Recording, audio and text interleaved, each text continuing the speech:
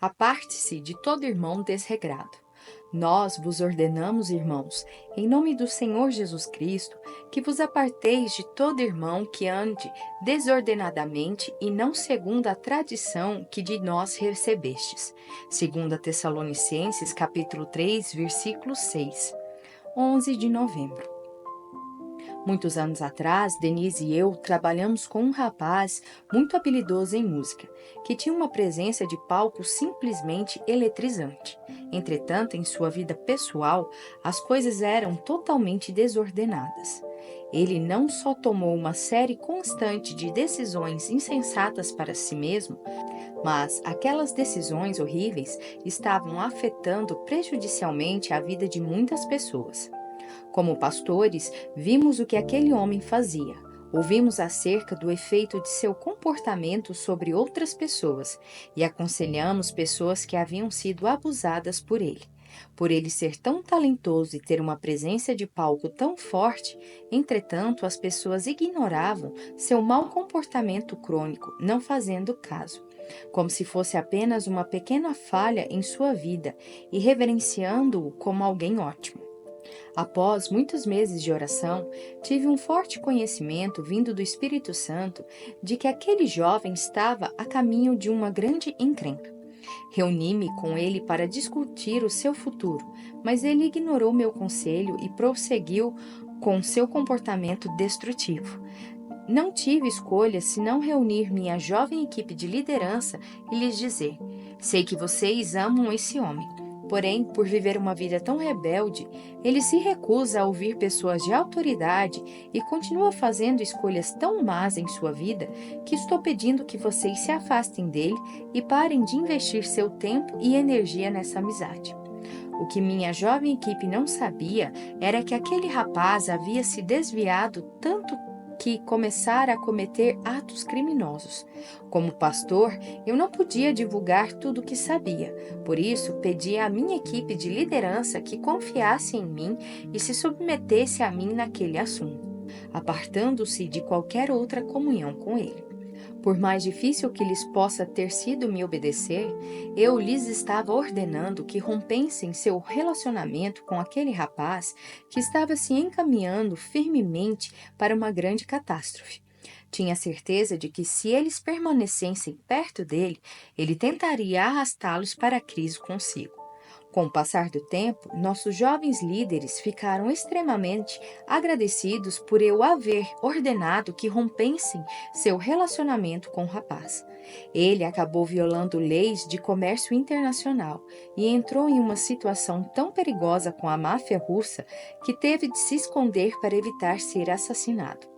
Mesmo tentando se esconder, porém, os membros da máfia o encontraram, sequestraram e o mantiveram refém até terem certeza de que ele possuía os fundos necessários para pagar a dívida que lhes devia.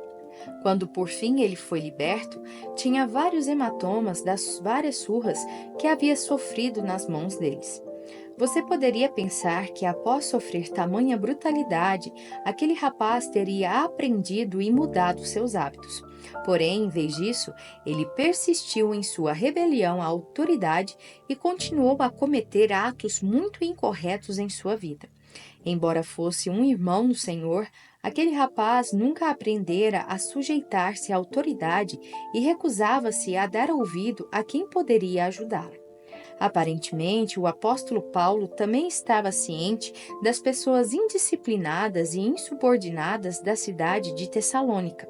É evidente que ele estava perturbado por esse problema, pois ao escrever de sua segunda carta aos Tessalonicenses, deu-lhes uma ordem severa.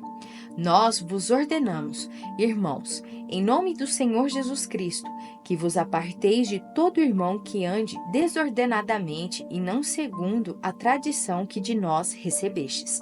2 Tessalonicenses, capítulo 3, versículo 6. Perceba que Paulo diz: nós vos ordenamos. Em grego, a palavra ordenar é tão forte que não deixa espaço para mal-entendidos. É a palavra grega parangelo, que significa ordenar, exigir ou dar um comando. Todos os leitores de Paulo teriam entendido que aquela não era uma sugestão, era uma ordem direta. Paulo prosseguiu, dizendo-lhes: Nós vos ordenamos, irmãos, em nome do Senhor Jesus Cristo, que vos aparteis de todo irmão que ande desordenadamente. A palavra ande é a palavra grega stelo, que significa reunir-se, unir-se, mover-se ou retirar-se. Em alguns textos antigos, significava encurtar as velas ou puxar todas as velas soltas e agitadas que impediriam um navio de avançar em velocidade máxima. Em outros lugares, a palavra estelo era usada para representar um corredor puxando as longas orlas pendentes de sua túnica, para que as pontas soltas não o atrapalhassem em uma corrida a pé. Quando Paulo usou a palavra estelo, os tessalonicenses entenderam imediatamente que ele estava lhes ordenando que tomassem uma decisão interior. Ele lhes estava ordenando que seguissem em frente e se livrassem de todas as pontas soltas que poderiam impedir sua caminhada espiritual, o que incluiria apartar-se de qualquer cristão rebelde que se recusasse a se acertar com o Senhor. Não há dúvida de que Paulo estava ordenando explicitamente aos crentes de Tessalônica que se afastassem de todo relacionamento semelhante que pudesse afetar adversamente o progresso deles com o Senhor. Na declaração seguinte, Paulo identificou o grupo exato de crentes rebeldes sobre os quais estava falando. Ele disse a eles e a nós: Vos aparteis de todo irmão que ande desordenadamente. A palavra ande provém do grego peripateu. A palavra peripateu é muito significativa nesse versículo, porque quer dizer andar por aí, dando a impressão de alguém que vive e atua habitualmente de determinada maneira. Empregando essa palavra, Paulo indicou que não estava escrevendo sobre um crente que comete um erro ocasional em sua vida. Em vez disso, estava se referindo decididamente aos crentes que vivem regularmente de maneira desordenada. A palavra desordenadamente é tomada da palavra grega atakeu, um termo militar que descrevia um soldado que estava fora de sua fileira ou um soldado alheio à ordem.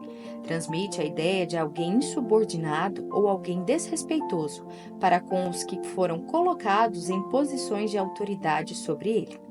Na sociedade grega, a palavra ataqueu era também usada para retratar indivíduos que se recusavam a trabalhar e viviam da boa vontade dos outros.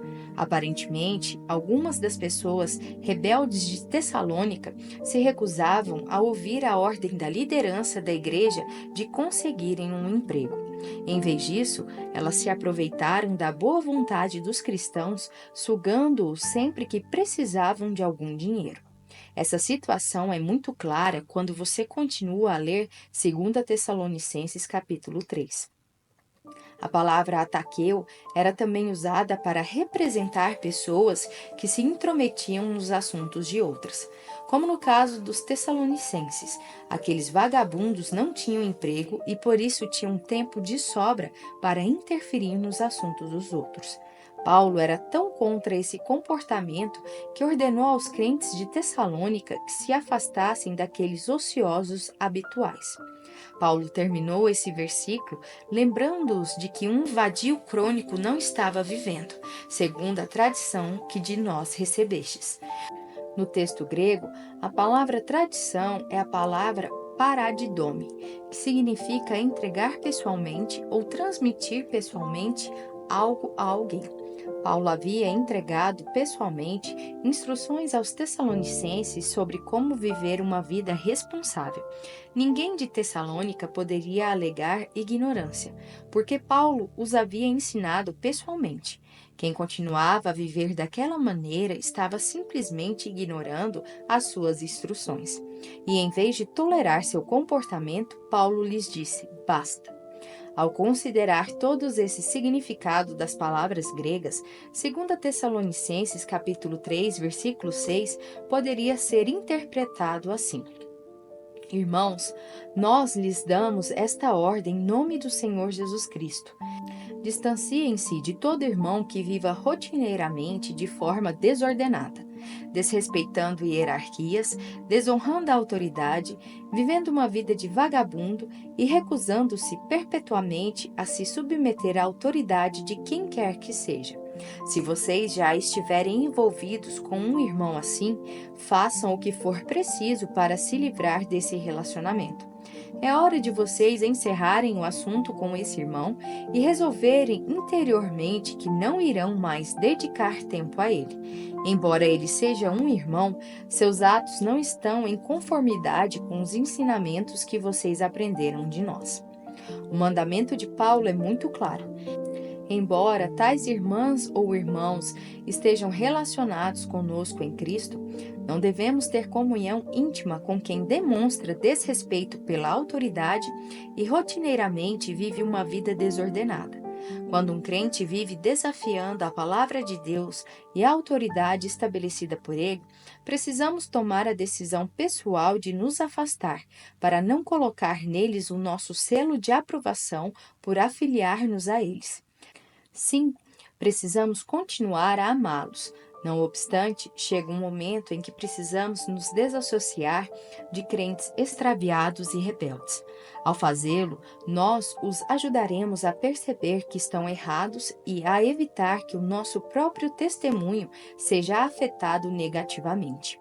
À luz da mensagem de Paulo em 2 Tessalonicenses capítulo 3, versículo 6, o que Deus está lhe dizendo a respeito de suas amizades atuais? Você se associa intimamente a indivíduos que não têm consideração pela palavra de Deus ou respeito pela autoridade estabelecida por Deus? Em caso afirmativo, você tem um bom motivo para manter um relacionamento íntimo com eles? Eles constituem um tipo de amigos íntimos de que você precisa? Será que você precisa se afastar das pessoas de sua vida que estão vivendo em rebelião? É tempo de investir sua vida em alguém que ama a palavra de Deus, é submisso à autoridade e tem o coração inclinado a prosperar sobre a bênção da igreja local? Ouça essa oração e veja se ela se encaixa em sua vida. Senhor, peço que tu me ajudes a examinar sinceramente os meus relacionamentos para determinar quais deles estão me ajudando e quais estão me prejudicando. Se algum dos meus relacionamentos for com pessoas desordenadas, rebeldes e indispostas a mudar, dá-me coragem para seguir as instruções da tua palavra. Espírito Santo, estou dependendo de ti para me guiares e orientares e para me ajudares a fazer exatamente o que Jesus quer que eu faça. Assim eu oro em nome de Jesus. Para refletir. Você já manteve relacionamentos íntimos com pessoas que sabia não serem boas para a sua vida espiritual?